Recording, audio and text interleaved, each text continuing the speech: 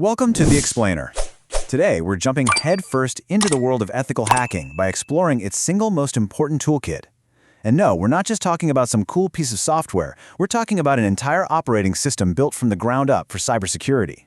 So get ready, because we're about to boot up your very first virtual lab and learn to speak the language of Kali Linux. So let me ask you a question. What do you think is an ethical hacker's most powerful weapon? Is it some secret, unstoppable program? Maybe a special piece of hardware? Well, not quite. See, the most powerful tool isn't a single thing at all. It's an entire environment, a complete digital workshop custom-built for one purpose. And that workshop is called Kali Linux. So, let's get right into it. What exactly is Kali Linux, and why has it become the go-to operating system for security pros all over the globe? Okay, first things first, we need to clear something up. You might hear the terms Linux and Kali Linux, and it's easy to think they're the same thing, but there's a really important difference. Think of the Linux kernel as a super high-performance car engine. It's the core, the power, the thing that makes it all go. Well, Kali Linux is the specialized vehicle built around that engine. It's like an armored, all-terrain truck designed for a very specific and demanding job. And that job, of course, is security. At its core, Kali Linux is what we call a distribution, basically a complete, ready-to-use operating system that's built on the incredibly stable foundation of Debian Linux. But it's been totally customized for tasks like penetration testing, the practice of safely finding the weaknesses in your own systems before a bad guy does. It's an entire OS laser-focused on offensive security. So what's the big deal? Well, right out of the box, Kali comes preloaded with over 1,600 security tools. Yeah, you heard that right. Everything from network mapping to password cracking to vulnerability analysis, it's all there, ready to go. This isn't just an OS, it's a massive, pre-stocked arsenal for any security mission. All right, theory is great, but ethical hacking is a hands-on skill. So, it's time to get our hands dirty and set up your own virtual lab. This is going to be a safe, totally isolated space where you can practice and experiment without messing with your main computer.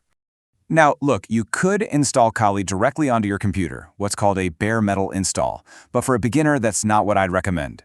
The absolute best and safest way to start is by using a virtual machine, or a VM. A VM is basically a computer inside your computer. It lets you run Kali Linux in a separate window on your normal desktop, completely sandboxed and secure. And getting it all set up is surprisingly easy. It's really just 4 main steps. First, you hop on the official website and download the Kali Linux image file. Second, you install some VM software. VirtualBox is a great free option. Third, you create a new virtual machine inside that software and just point it to the Kali file you downloaded. And finally, you just hit start. Okay, once your new machine boots up, you'll see a login screen. And here's a little pro tip for you. The default username is Kali. And the password is, you guessed it, also Kali, all lowercase. Super easy to remember, but yeah, you're probably going to want to change that pretty quickly.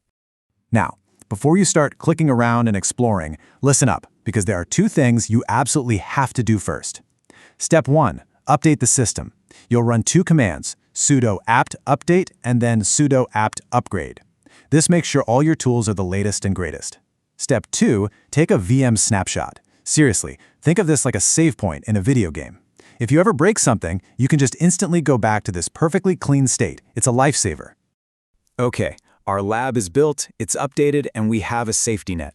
Now it's time to learn the native language of Kali. And while it has a perfectly good desktop, the real power, the place where the magic happens, is the command line terminal. This is where we'll start our journey. The very first command you need to know is pwd, which stands for Print Working Directory. It's the simplest question you can ask. Where am I right now? You type it in, hit enter, and it'll tell you your exact location in the file system. Okay, so you know where you are. The next logical question is, what's around me? And the ls command is your answer. It lists all the files and directories, which are just what Linux calls folders, right where you're standing. So now you can see where you are and what's around you. You need to be able to move, right? That's where cd, or change directory, comes in.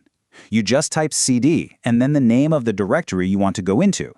And 2 quick shortcuts. cd ... that's 2 dots, takes you up 1 level. And cd tilde, that's a tilde, will instantly teleport you back to your home directory from anywhere. Now that you can move around, let's make some stuff. It's super simple. To make a new folder, you use mkdir, short for make directory. And to create a new empty file, you use the touch command. With just these commands, you can start building out your own workspace. All right, we can navigate and we can create files. Now we need to understand the rules that control everything. In the world of Linux, every file comes with a set of permissions that say exactly who can read it, who can change it, and who can run it. Let's figure out how to read these rules. When you use the ls-l command for a more detailed list, you're going to see this long string of letters at the beginning of each line, something like rx-r-xr-r. It looks intimidating, but it's really simple. The first character tells you the file type, but it's the next 9 that matter. They're split into 3 little groups. The first group is for the file's owner, the second is for the group the file belongs to, and the third is for everyone else. R means they can read it, W means they can write it, and X means they can execute it. Now, trying to remember all those letters can be a pain, so to make life way easier, we can use numbers instead. It's simple math. Read is worth 4, write is worth 2, and execute is worth 1. You just add them up for each group. So full permission, read, write, and execute, is 4 plus 2 plus 1, which equals 7. If you only want them to read and execute, that's 4 plus 1, which equals 5. See? Easy. So how do you actually apply these numbers? With a command called chmod, which stands for change mode. For example, if you wanted to give the owner full permission, that's a 7, and everyone else just read access, that's a 4, you just type chmod 744 and then the name of the file. It gives you precise control over everything. So let's recap. We've built our lab, we're learning the language, and we understand the rules. For our final section, let's talk about managing that huge toolkit and how we can add even more cool instruments to our arsenal. Let's say we want to install one of the most legendary network scanning tools of all time, a tool called Nmap. Well, in Kali, it's just one simple line in the terminal. You type sudo apt install nmap, hit enter, and let it do its thing. But let's quickly break that command down, because it's so important. Sudo stands for super user do. It's you telling the system, run this next command with master privileges. Apt is the package manager, the program that handles all the software. Install is the action you want to take. And Nmap is, of course, the tool you want to get. It's a beautifully logical system. And just like that, you've got the core fundamentals. I mean, think about it. You now know how to build a secure hacking lab, how to speak the system's language at the command line, and how to read and write its rules using file permissions.